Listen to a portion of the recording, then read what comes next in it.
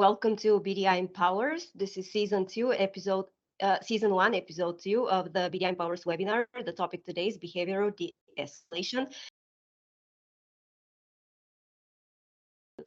So with that, let's go ahead and get started, and I'll hand it off to Brandon. Okay, good morning, everyone. I'm Brandon Printup, as far as what Bobby said.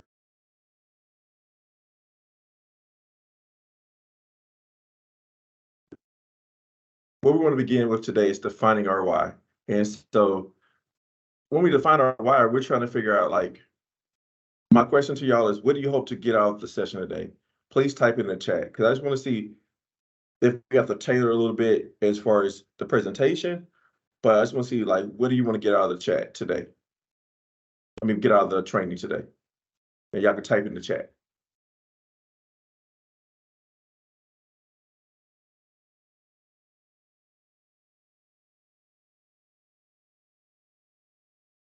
Okay, so we had some of the de-escalated autism meltdown. What else do we have?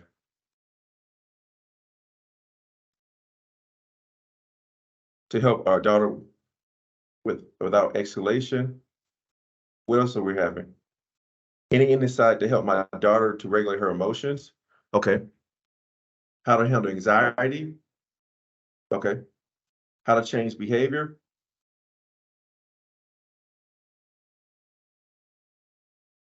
So we got more behavior management changes.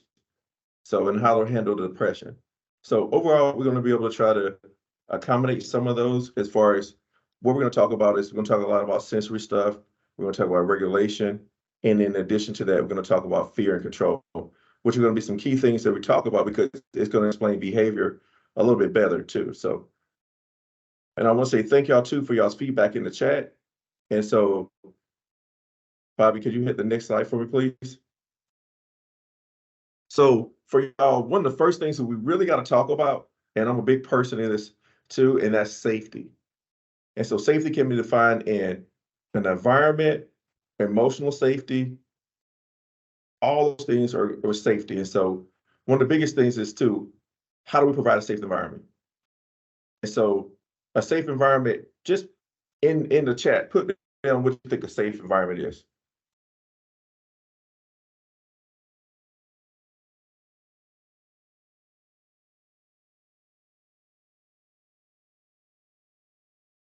Someone said me. Calm.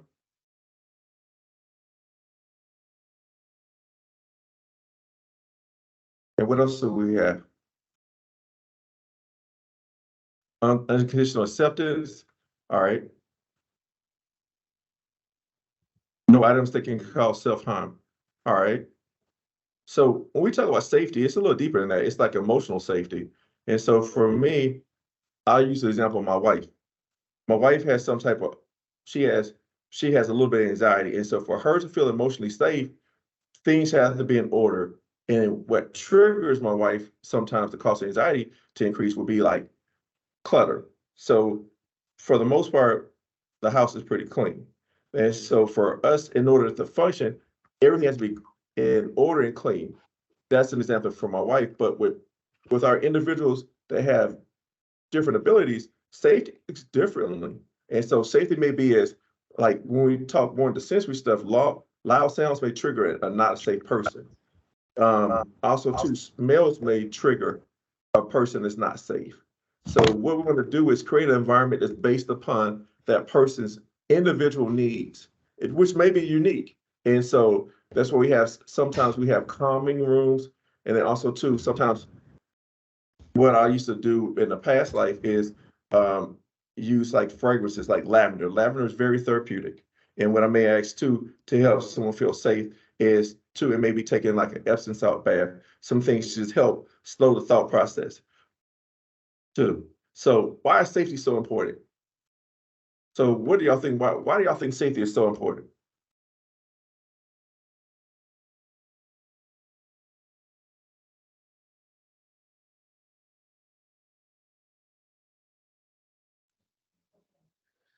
Just as a reminder to all attendees that you can raise your hand to answer your question. You don't have to necessarily type it in the chat.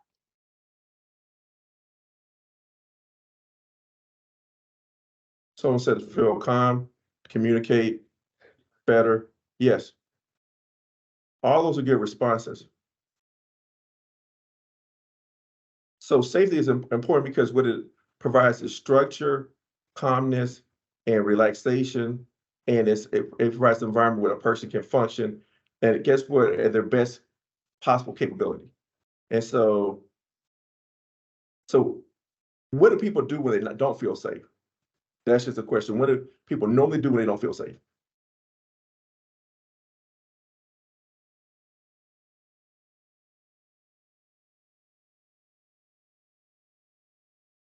For individuals, when they don't feel safe, what do they normally do?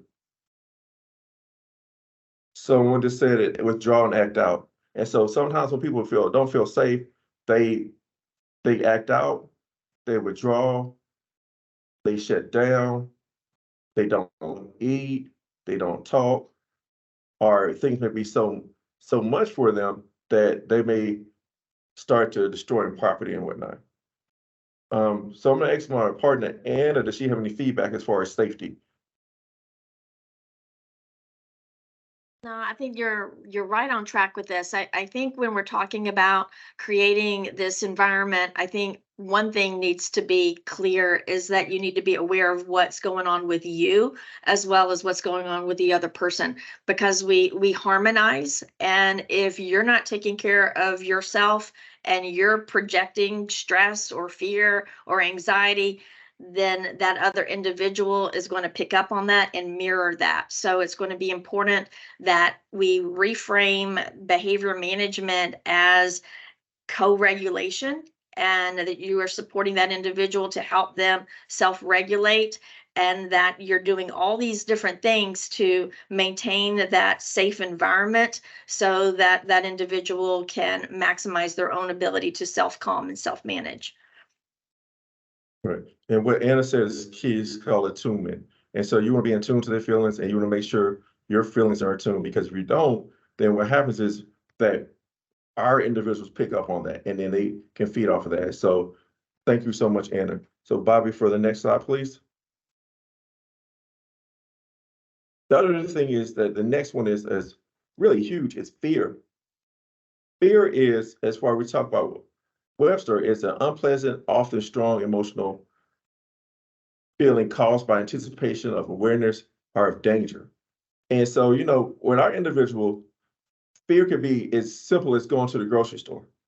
And so, with going to the grocery store, it may trigger a response of shutting down, acting out, to where to the regular person going to the grocery store, it's like a smooth selling thing.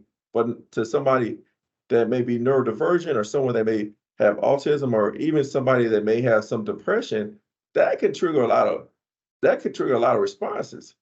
The reason why it's important to talk about fear is because in order to kind of deal with the behavior, you have to understand the fear and put things and parameters in place to kind of assist with, like, providing a safe environment. So, Anna, what kind of feedback or thoughts do you have surrounding fear? I think fear is a big emotion. And I think when we're looking at helping folks manage and self regulate, that we have to look at big emotions that they're not able to handle. So that's part of why we need to step in to help that co-regulation process. So I think just reframing that is very helpful.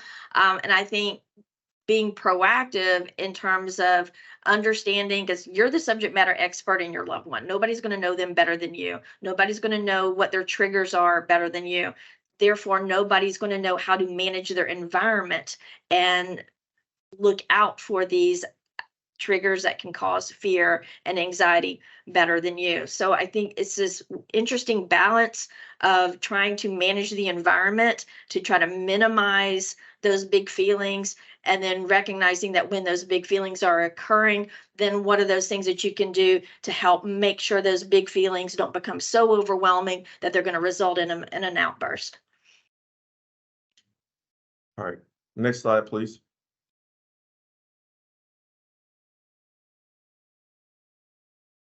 So we talked about this a little bit. So an individual that is fearful, it kind of goes to like survival issues. So when we talk about that, we look at it as far as escaping. They're trying to escape, they're trying to have a release in their own natural way they possibly can. And then also too, we want to talk about safety. We want them to be safe. Then also too, we deal with other things. They tend to become fatigued. Then we also go to hunger and thirst. And then also too, when fear is in control, we sometimes get aggression. We get one of the biggest ones we get when fear is control, defiance. And for our individuals, defiance looks like I'm not going to do, or I'm just resistant. The other thing is like I'm just shut down, or you can't make me. But then there's when you process a little deeper, there's like it's just too much anxiety going on, and it's too much for them, and it's too much stimulus at that point in time, and so they're fearful, so they're not able to like do that at that point in time. And as we progress through this presentation, we're going to talk about that, and we're going to break that down a little bit at a deeper level. So, all right, next slide, please. So one of the things about reducing fear is being an effective leader, like being clear in your directives. And so it may be like with some individuals, just one prompt, one directive, one rule. And then also too, your follow through. Do you follow through on what you're saying? That's very important because the individuals we come in contact with, they remember everything that we say and do in our patterns. And we want to make sure that we're consistent. And the consistency is very, very key. And then Anna said something that was very unique and that is very important. Are you calm? And then are you patient? That's really important too, because what happens is if someone is dysregulated and you're not calm and you're not patient, then what that's gonna do, that's gonna make their behaviors even worse. And so what we're gonna do is be calm and patient. And so it's important because our individuals feed off of that. And then two, the last one is, are you confident? So sometimes when you're reducing fear, I'm not saying, could you please be calm? Could you please take a deep breath? Could you do that? No, you gotta be calm enough to where they understand and hear you to where it's safe. I'm not saying raise your voice, because raising your voice would be a trigger. I'm saying just make sure you're calm in your approach and then you're confident, because that's really key in like the dialogue with your individuals. So Bobby, next slide, please. So we're going to talk about how to reduce fear. And I know a lot of y'all know these, but I just want to reiterate. With our individuals, please, I always tell people to like prepare people for the unexpected and train them and develop. And when you train and develop, I say like, let people know things that are going to happen before they happen so they can prepare in their mind to kind of like deal with the events. So they can prepare and deal with anxiety beforehand, because they're going to have enough anxiety already when they go into a different event. Also, too, did you discuss the events that are going to take place? Just be thorough. Just say like, this is going to take place. This is how it's going to take place. And then also too, kind of explain the like why. And then it's really important to kind of tell them why. I know sometimes people say, well, why do I need to do this? Why do I need to do that? No, we got to kind of have to do this to kind of like be really, just to be clear and give some details. Because remember, not everybody processes stuff the same. And then also too, even for me at almost 50 years old, I like to know what's going on. I like to know what's going to take place. And I like to know the why, because what that does is it reduces my anxiety and it helps me prepare. And I know if I have anxiety surrounding that, think about it. If someone's neurodivergent or someone has sensory related stuff, or if they have processing related stuff, they tend to, it's going to be like haywire. It's going to be like, oh, wow, this is too much for me. And so the next thing is try to make their day predictable. I mean, you want to make the day as predictable as possible. And so I would say control outcomes as much as possible. By making the day predictable, they can start to self-regulate on their own. And we're going to talk about that term self-regulate coming up really soon. Why is this important? Because it gives them time to naturally deal with their feelings and gives them time to process it in their own terms and their own coping mechanisms and coping strategies that they may have. Also, too, I'm big on this. Give choices, and give ownership. And so it may be something as simple as giving ownership. It's like, you know what? I want you to take the trash out today. And then the individual says, well, I don't want to take the trash out, but what they say is, you know what, I'm going to pick the paper up around the house, and that's kind of giving some ownership, and that's also a compromise too. So, Anna, what's your feedback or thoughts?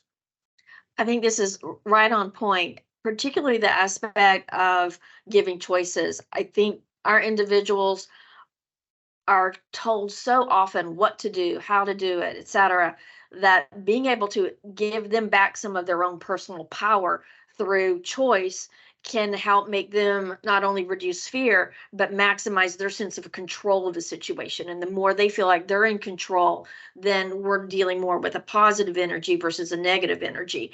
I'm talking just even simple choices. What do you want for lunch? Pizza or hot dogs?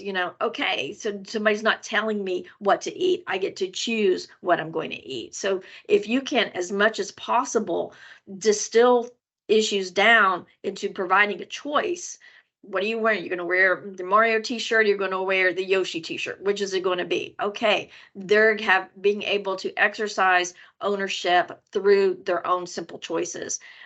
It's going to really help a lot. I love choices. Right. And then it's important to do choices, because we're going to talk about something that at the very end is going to be really key. We're going to talk about power struggles and why they don't work. So next slide, please. So one of the things that we're going to talk about is what a scared person can't grasp. So a scared person can't grasp these 4 things. So if a person's in their flight, fight, freeze response, they can't grasp a sermon, they can't grasp a major discussion, nor can they even deal with like a dissertation, because their brain is not processing that at a point in time. Because because they're in almost like a complex trauma response. And so the next thing a person can't do is complex reasoning. That's why I say one response, one intervention equals one answer. Because what we don't want to do is make things more complicated. Because the more complicated the situation is, we got like a fire, and fires for our individuals are hard to put out, and they take a little bit longer than what they may take for some other persons. And then, so also too, a scared person can't solve puzzles. So that means they can't infer certain things. We have to keep it short, simple, sweet, to the point. The last one is they can't do stories at a time, because their brain's not going to let them process that. Their brain's not in that mode to process those feelings and thoughts. So, Bobby, next slide, please. This is how our brain operates. And so we operate in like a primal response. And so when we're in a response where we feel unsafe, or we feel like things are chaotic or stressful, we operate in this response, these 3 responses. So we operate in the flight response, where that's when we become aggressive. No, not aggressive, I apologize. That's when we want to run away from stuff. And then, which happens to different people in different situations. So then we operate in the freeze response, to where we just stop and we just shut down. And that could be defiance, that could be acting like I'm not listening to you, or I'm heard. That response. And the last one is the fight response. This is like the one like is aggressive. This is when the person becomes aggressive, and then it's a mixture of aggression, defiant. This is when I'm just throwing stuff, throwing objects, breaking things, and I'm just not there. This happens when it's a high stressful situation, to where individuals can feel unsafe, unheard, anything that where chaos kind of goes on. And it's really important to kind of understand these responses, because it's a simple behavioral approach to kind of like addressing and dealing with like behaviors. So Anna, what kind of feedback do you have on that? I think it's not always one or the other. I think because we're humans, we're going to experience all of these. I know in my world, I see the fight response a lot.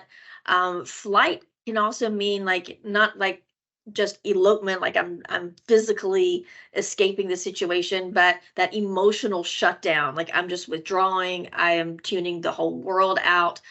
So I think we need to be very in tune to our loved ones. And I think we all become, you know, how parents have different hats that they wear. We all have to wear our therapist hat, you know, and assess and monitor, you know, if we see what all is going on, what is the response that my loved one is experiencing, what does that look like, and be prepared and be, I think, proactive in looking for some of these responses of flight, fight, and freeze.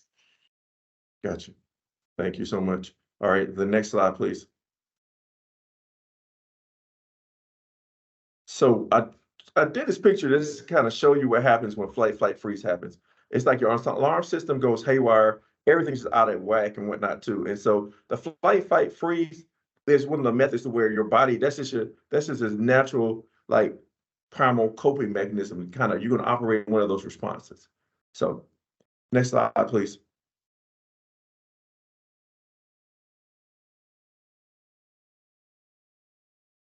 So I just want to ask y'all this question.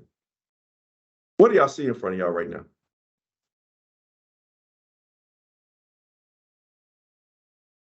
Y'all can type in the chat or someone can raise their hand.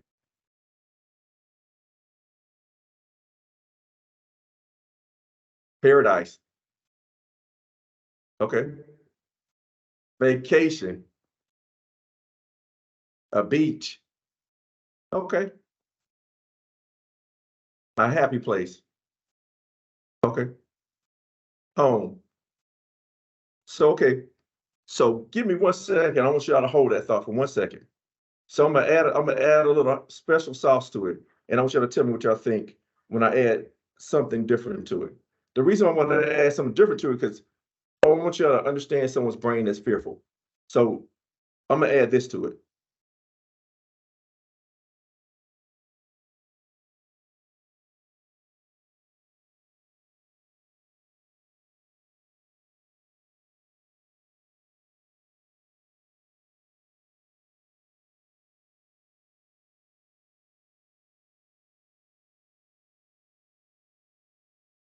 So when I add that response to it, what happens? When I add for real.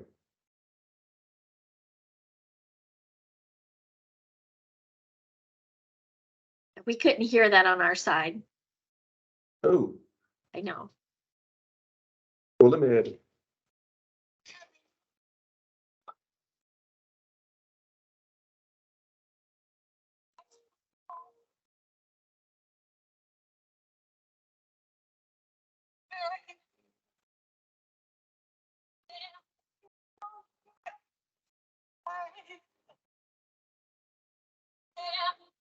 So could y'all hear that? Just a little. You might want to describe what you added. Okay, so let's do it this way. So imagine you're on the beach and you're relaxing, you have your adult beverages and everything's going. You got, depending on your musical taste, you have either Jimmy Buffett, you have either Pharrell Happy, and or you have something just really relaxing, or you have some Jamaican island music. I mean, what kind of thought process would you have at that point? How would you feel?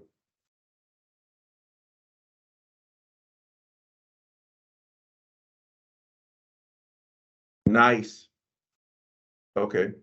Relax. Okay. Okay. So disturbed if, gotcha. Still relaxation. Okay. All right. So I'm gonna try to hold that. So that's a positive thought. That's your brain when everything's doing what's supposed to be doing.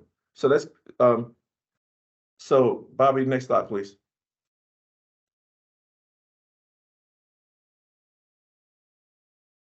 Okay. So I want y'all to think about it this way. So we're on the beach and you're sitting there, you're relaxing, and then you hear the Jaws song play in the background. You hear dun dun dun dun dun dun dun dun. And then in addition, you see a shark showing up. What kind of feelings would you have?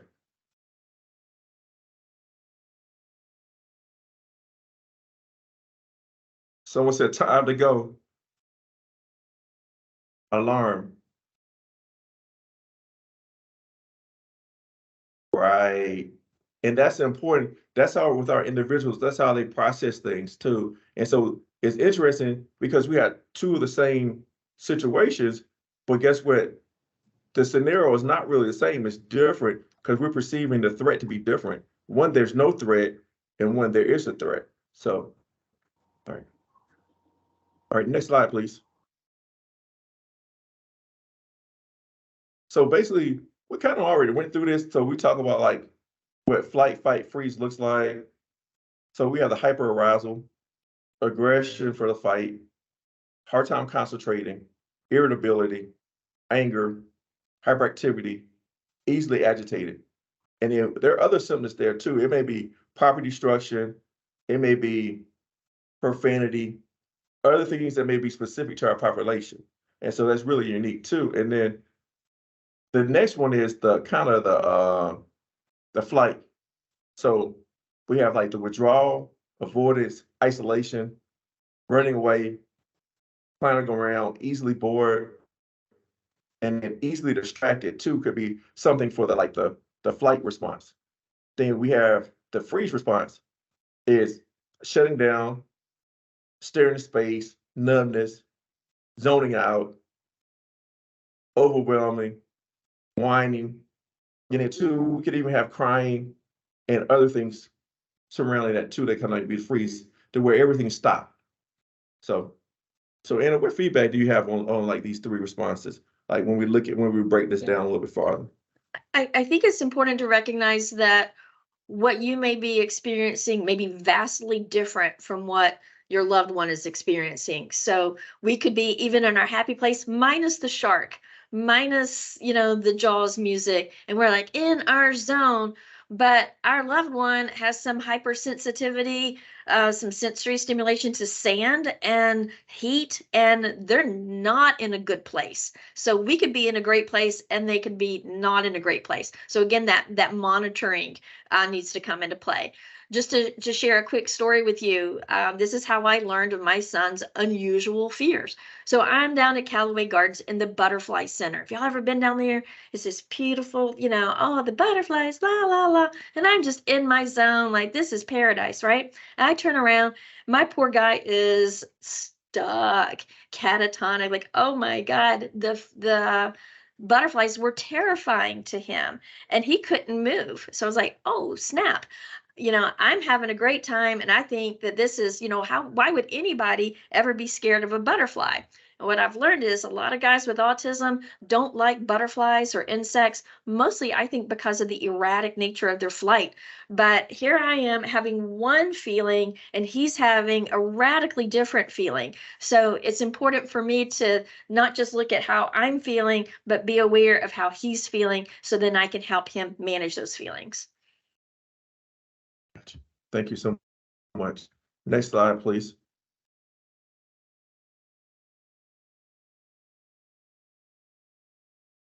So we're going to talk about this. What happens when the individual does not feel safe? Basically, they go to the survival method.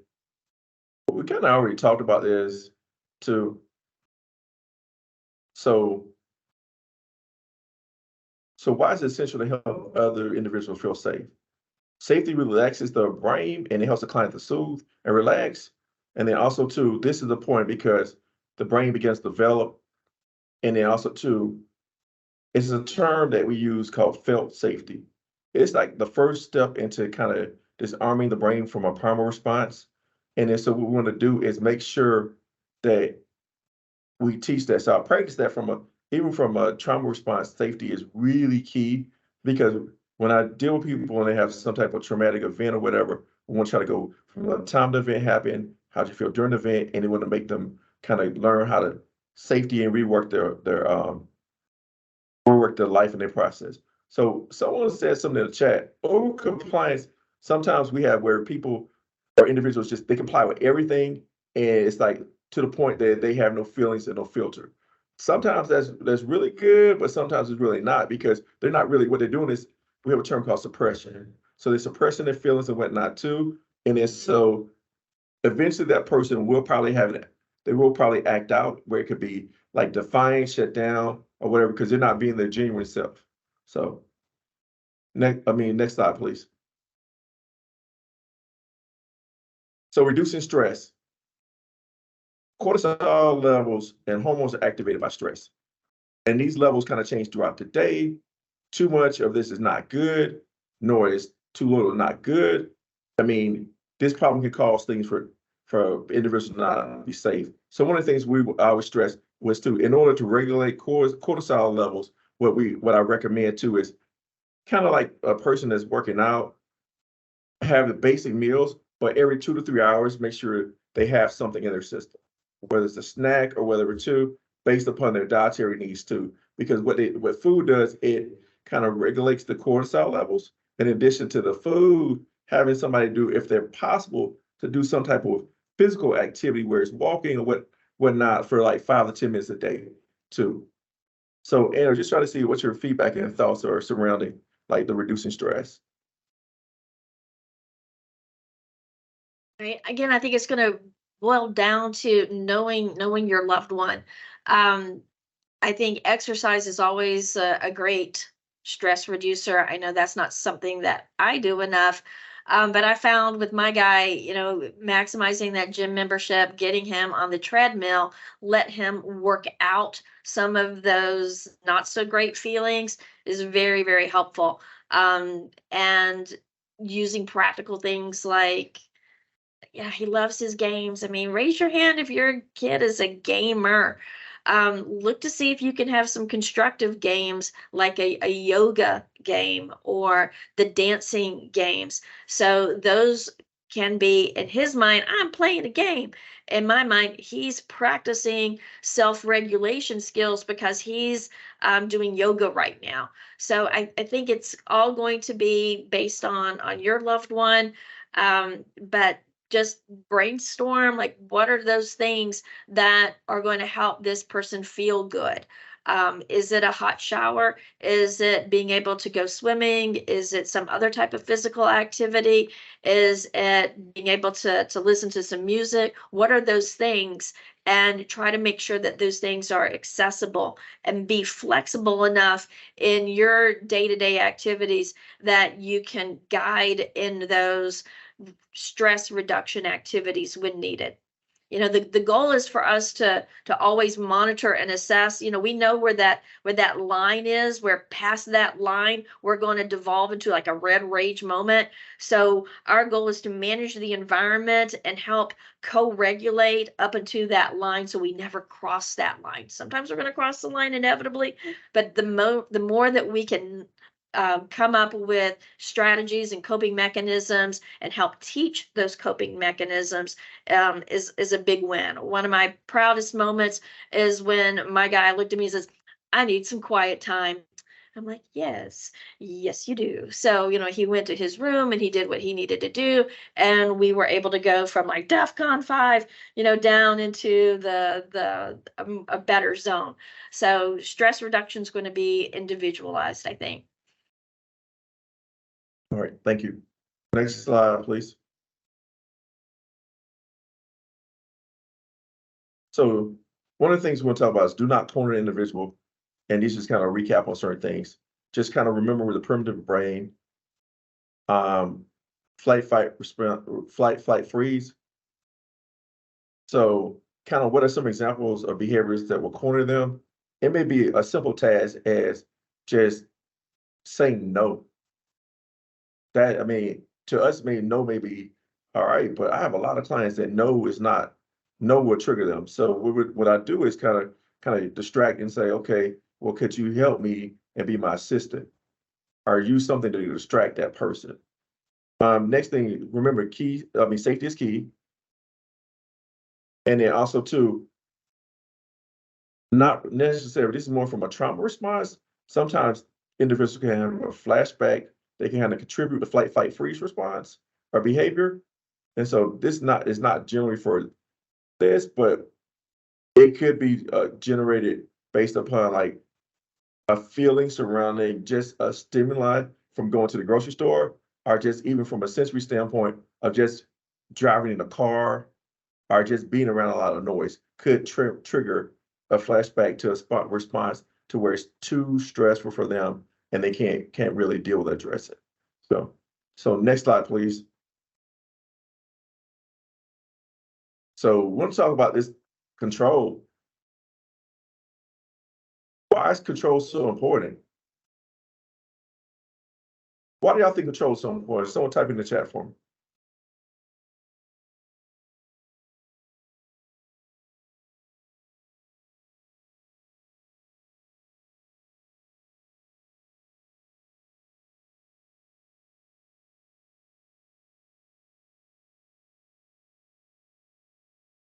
So control is a response related to like similar to anxiety.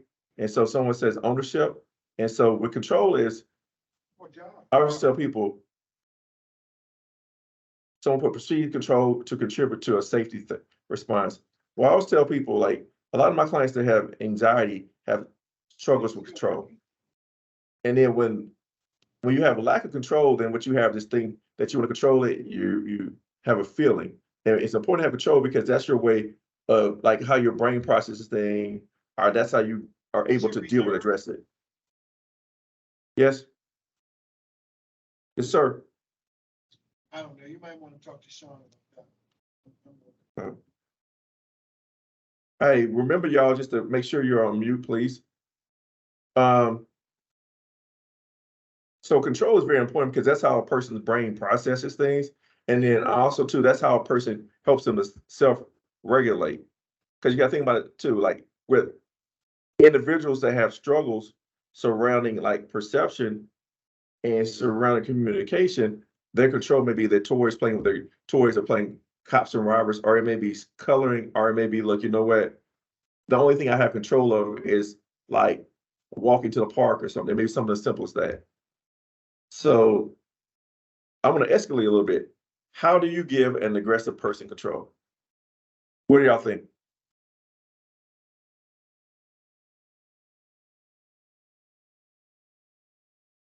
Someone said it, choice.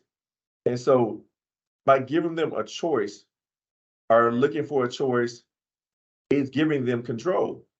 Because guess what? Right now, they're not in a point they control anything.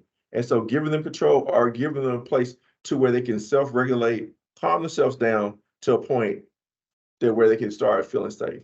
So I kind of want to do something. I want to kind of show y'all a video that's going to really talk about like control and everything. So Bobby, the video, please. Hi there. This brief video is going to describe simple calming and de-escalation strategies. When people are escalated, it often comes from a sense of threat or fear. Even if the threat is not real at the time, their past experiences with people and the world may have wired their brains to expect harm or danger. When we as humans perceive threat or are otherwise incredibly stressed or angry or scared, we activate our survival brain. This more primitive part of our brain has only one job: to keep us safe. It doesn't care about reason or logic. In fact, the thinking parts of our brain turn off and we act mostly on instincts. These instincts include reading nonverbal cues from our environment. Those nonverbal cues are actually more important than verbal cues or what people say to us. So when people are escalated, at their core, they want control. We give them control over their own safety and decisions. Do not block people, corner them, or block entrances or possible escape routes. As soon as you do, they want to fight or flee even more. Give 2 arms length distance. Keep our body posture open so it does not appear that you are hiding anything. Keep your body posture as relaxed as you can, even if it's hard. A looming, towering figure only sends the message that you want to dominate. So if it feels okay to do so, ask them what would make them feel safe or feel better. Put the control back on their turf. Ask what would help. Ask what could happen next. One of the most famous practices and sayings for de-escalation is low and slow, from Teresa Bolick. Low and slow refers to both your body movements and your voice or speech. Just like it sounds, we want to keep the tone of our voice low and the speed of our voice slow. When you lower your tone and speed, it makes it more possible for the other person to process what you are saying and not feel threatened, as opposed to a higher pitched tone and quick speech, which frankly increases stress. Then we also try to lower and slow down our body movements and posture. So try to sit in a chair or on the floor, especially if you're with children, and especially if the person who is escalated is lower down than you. Maybe they're on the floor or in a chair. If you get on an even playing field, this gives the nonverbal cue that you mean no threat. And try to slow down your body movements so as to not further alarm their cues for danger. Move slowly, walk slowly, keep your hands out and open where they can see them. Next, use the tip, name it to tame it, made popular by Dan Siegel. By naming emotions, we gain control over them. Therapists have known this forever. Acknowledge that they may be feeling anxious, angry, especially if it's a child. Stay with that feeling, validate it. Let them know the feeling is okay as long as they stay safe. We also like to say, regulate over educate. When people are in distress, it's not the time to teach or educate or think back about what they could have done differently. The only goal is to regulate their emotions. Usually this is done by giving space and time, staying calm, and helping provide a calming atmosphere. It takes the body 20 to 30 minutes to come back down to baseline after a perceived or an actual threat. Just think of your own situations when something really scared you or startled you. Even if you look like you're getting back to normal, your body is still pumping all those stress hormones for a while. So wait it out. Just help people regulate.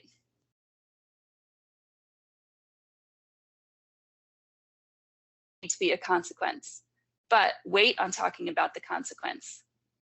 Finally, to the most important things you can do all along the way, and best before people get too distressed, or even while they're distressed, is to validate their feelings and be empathic. I see you are struggling. I see this is hard. If it's okay, I'll stay here with you until you feel better.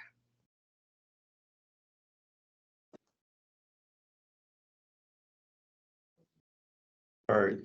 Thank you, Bobby.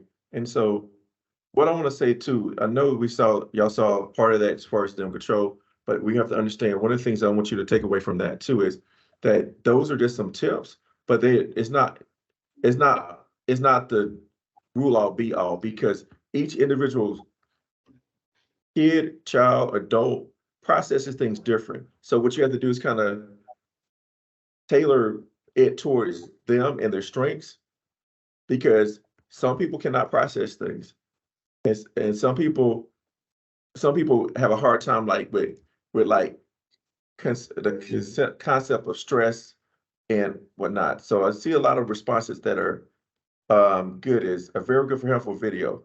And so what we want to do is kind of go on to the next slide, because I want to try to give y'all some time to kind of like ask questions. So what we're talking about, sensory overload. Sensory overload is when there's too much stuff going on, whether it's from a sight, sound, smell, texture, or from a fear.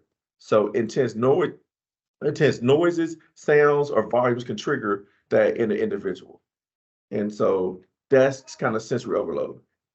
So Bobby, next slide, please. So what we're going to talk about is, I'm going to give y'all some behavior de-escalation techniques. And so, and some of these we're going to reflect about them. I mean, it's kind of like we've already discussed them. Some will be really brief. So one of the things is be empathetic and non-judgmental. So don't judge their feelings. And then also too, be respectful.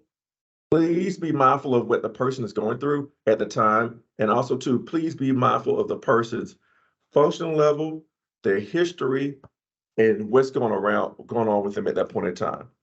And then also to respect a person's personal space. And so it's key to personal space. And so I always say people, if a person's aggressive, do an L-shaped stance. So to where my reach is pretty far and I have stressors around personal space. So I'm not going to be in someone's personal space. Whereas my wife and my sister may be a little bit closer because they don't perceive the threat. But what's wrong with that is that I may not perceive a threat, the individual may be perceiving a threat. So I always have like a arm's length to where in case you have to move back, you can move back. So next slide, please. So one of the things too is using non-threatening verbals. So the more a person is distressed, the less likely they are likely to hear what you have to say. So kind of be mindful of your gestures, your body language, and whatnot too. So one of the things is keeping the emotional brain in check. And so making sure they're calm and making sure that they're able to like talk about things and making sure that they self-soothe those things too. So next slide, please.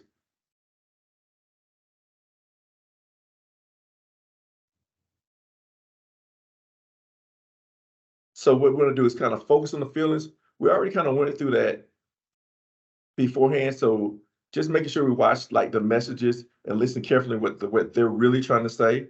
And so one of the things you may say, this must be scary for you, kind of putting back a feeling with the thought. So the next thing is ignore like challenging questions. Try to use as much open-ended questions. Kind of like what the video said, you want to make sure you're as open as possible. So the next one, please. So want to set limits. So this is a hard one. Because guess what? Sometimes your limits will change and you have to be careful with the limits because limits can be into a power struggle and we don't want to do that. So, and that kind of goes with that one too, like choose wisely what you want to insist upon. Because you want to have some rules that are negotiable, that are non-negotiables too. So, and you want to make sure that too, and also too, knowing the individual. So next slide, please. So allow time for reflection. So it may not be that day, but give the person the time to process the event and give the person time to reflect upon that. And trying to piggyback on that is, in this situation, try to give the person allow a time to like make decisions. When a person's really upset, they may not be able to think clear. So give them a few moments, and it could be 20, 30 minutes to kind of like go through that so the body can reset. So the next slide, please. This is the one I really want to go through, a power struggle. It's a competition or control for influence or power dynamics. No one wins in a power struggle. So when you tell somebody, I need you to do this, or you have to do this, nah, they ain't got to do nothing. Because when we put that stuff on too, then you get a defiance. And it's bad because no one wins. And so I would say when you're dealing with an individual, be creative. And one of my best techniques is when someone's acting out, it's like, and they're yelling, screaming, I may say, look, come here. Oh, I forgot. I got something for you. Come here. I got something for you. The reason why I do that is because what it does is they say, oh, they stop the brain for a second. And then when I tell them what I have, it's kind of diffused. Or you may use like humor, something that's humor, because what you're doing is at that point in time when they're angry, they're not rational. And so they're almost at a point of dissociation, but you're trying to bring them back.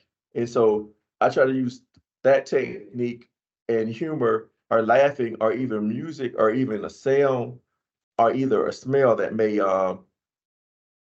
may help. So one of the things to do to improve on a power struggle is to kind of, no one wins, so we can agree to disagree, or we could do one or two things. Because it's important to understand that a power struggle, that no one wins.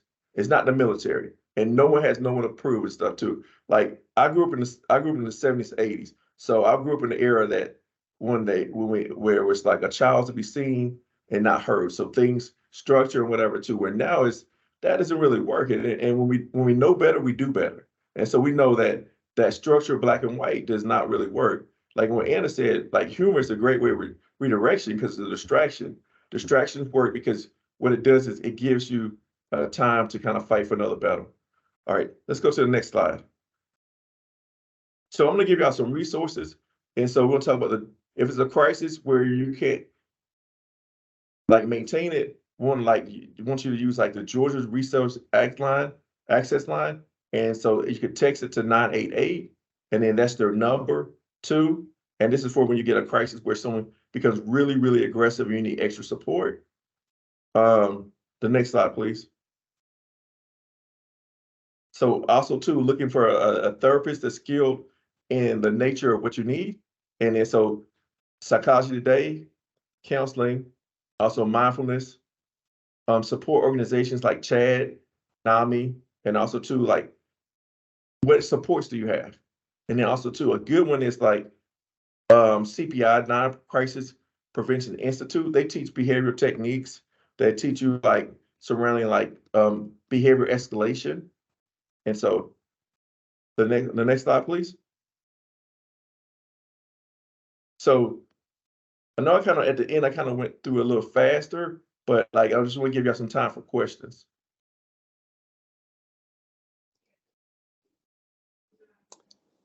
Hey, Brandon, I have a question too. If Okay, Deb's go ahead. mic's not working. No, go ahead. I hear you. Yeah, my name's Randy. My daughter's name is Amanda. A source of conflict for us is that I think our expectations for our daughter's improving her behavior and, you know, trying to have more self-control is not what she appears to want to do. There seems to be sort of willful unwillingness to improve. Yeah, any tips for how to try to manage that? Yeah. So what you want to do is we call it reset the switch. So what you want to do is reset the expectations and start from the bottom and then kind of move back up. And so ask her, what is she actually? So we're gonna try something new today. So mommy and daddy wants to know like what is it you want? So what are the rules that you like to follow and what do you like? Because what you're doing is you're getting buy-in. And then two, we start the expectations here and we move them up.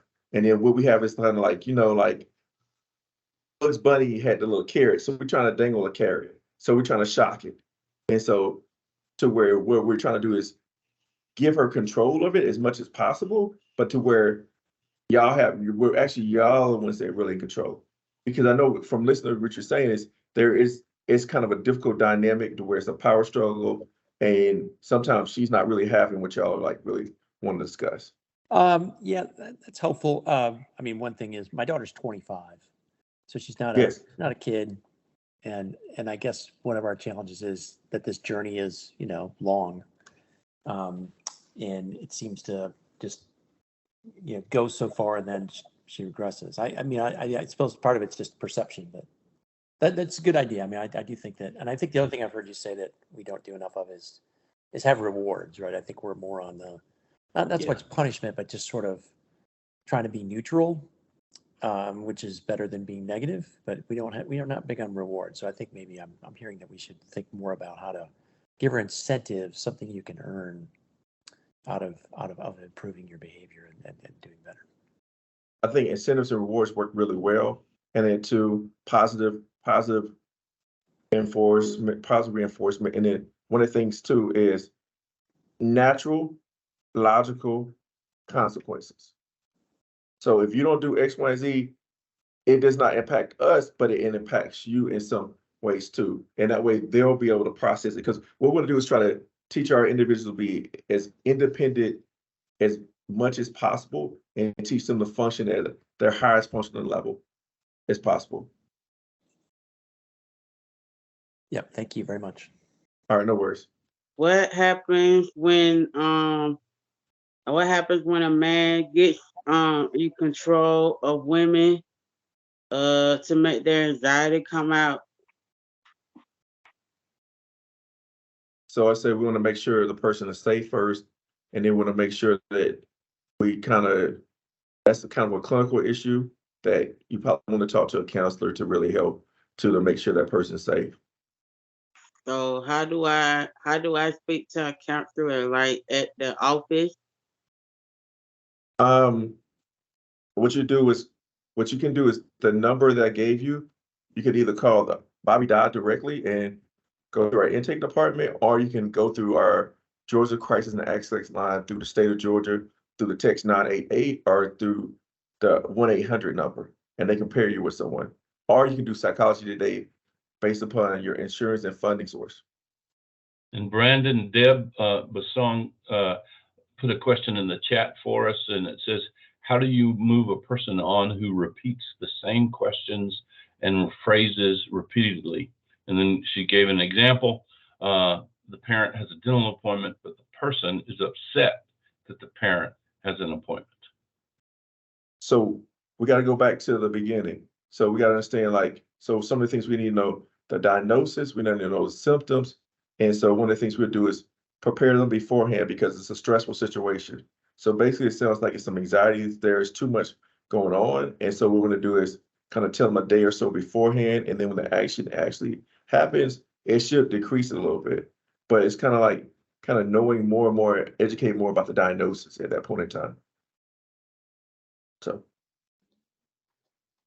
So I'm going to conclude. So if you have any other questions, just put in Empowers Bobby Dodd, and they'll get them to me, and I'll answer them answer them as quick as possible.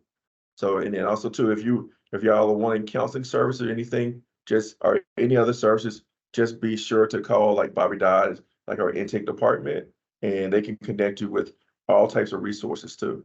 So thank y'all very much for y'all's time and whatnot too. And then have a great Labor Day. And I thank Anna, and I thank Bobby and Jerry and everybody for helping us put this thing together. So have a great day. Thanks, Brendan. Great presentation. Thank you, everyone. And again, a reminder for you to complete this quick survey. I posted the link here in the chat, or you can scan the code on your screens. This will help us provide more relevant information in the future. Additionally, here is a list of our upcoming webinars. So we're meeting every Thursday at 10 a.m. So make sure you register. And here is how you can stay in touch with us. We're on all social media channels, and you see our website, bobbydodd.org, at the beginning of that list. Thank you very much, and have a safe holiday.